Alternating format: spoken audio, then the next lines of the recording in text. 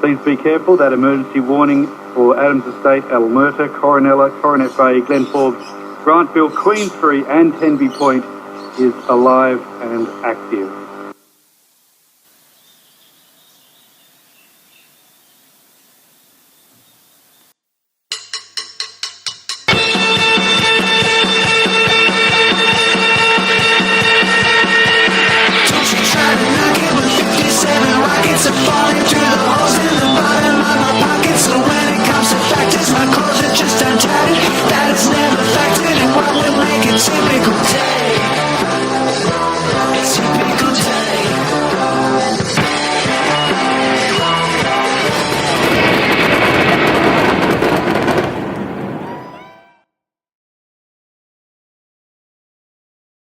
Today. It's going to be a very hot day today, so we don't want any fires out in the open today.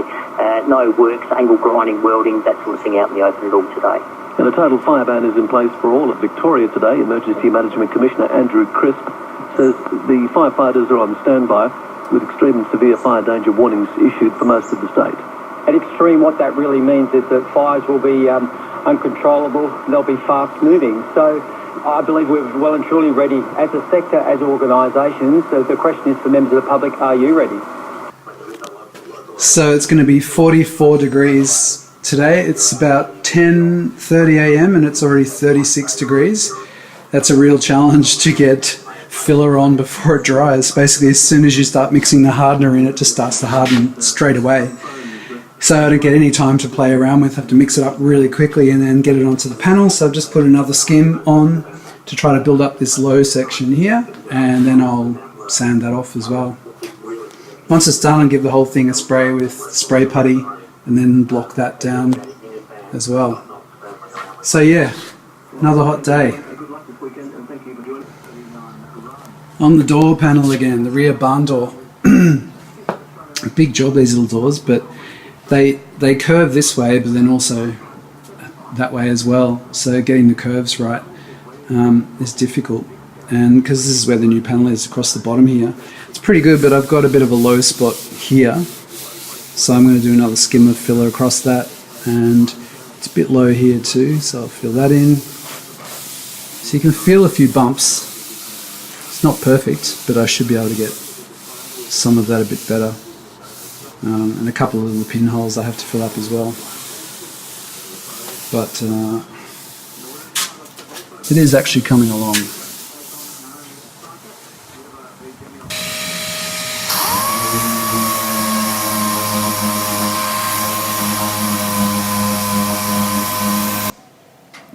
Here's my rear door after a coat of spray putty.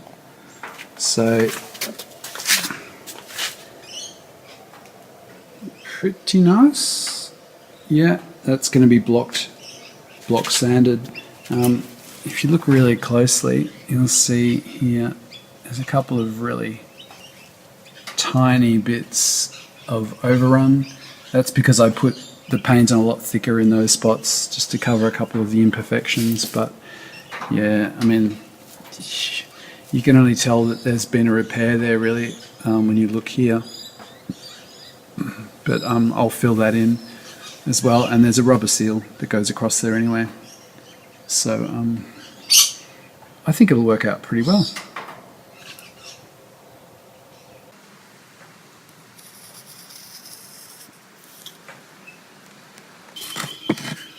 When I was putting the door back together, I noticed that this catch is actually broken, and you can see that it gets better as I squeeze it. So, I mean, I don't know if these are available anymore, but I thought I'd try to fix it before I put it back in. I've got some cracks in the top of this latch, and I'm going to see if I can weld it. So it's cast iron, so I'm going to have to heat it up really hot, and then I'm going to have a go at gasless MIG welding.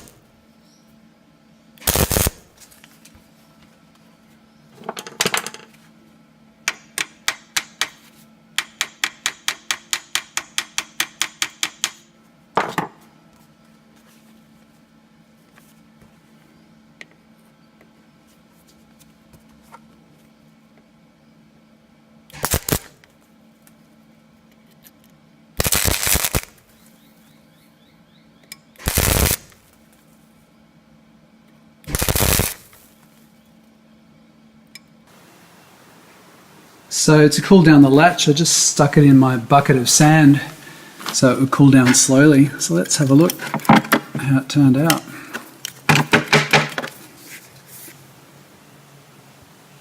Well, there it is. It hasn't cracked or anything. So let's just clean it up with the grinder and see how it turned out. So can you weld cast iron with a MIG? Of course you can. Worked really well. Nice. If you just see now.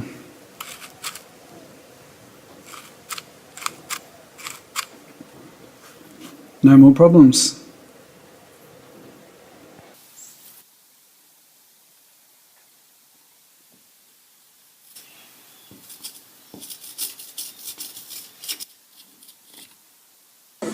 That'll be your outer A panel there.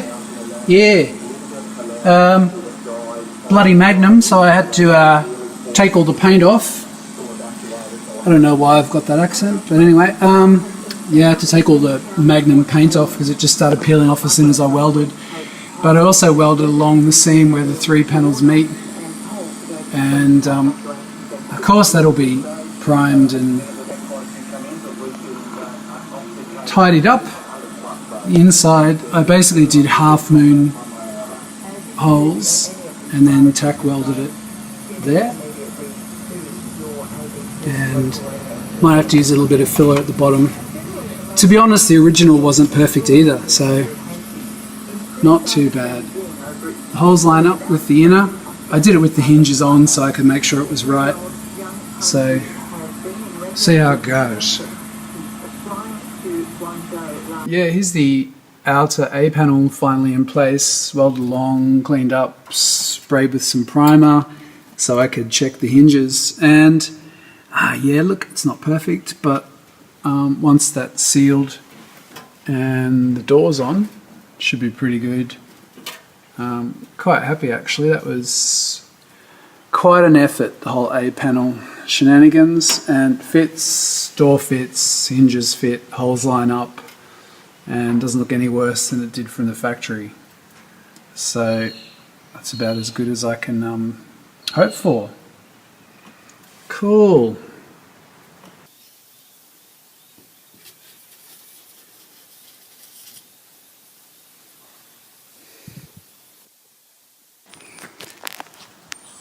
I've kept my old fuel line so I could get sort of basic shape right with my new Bundy tube, and this end here is where it comes up the firewall, and it's always been a bit short, so I've had a connecting piece to attach it to the fuel hose that goes to the filter and then into the carburetor.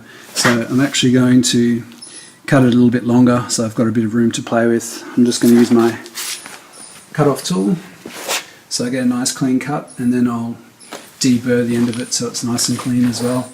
The other end already has my tip brazed on, which goes into the tank, and I've got to put a clip there and a little piece of rubber isolator, insulator to protect it as well. But this is copper coated steel, so it won't rust, and it's pretty strong, pretty good replacement.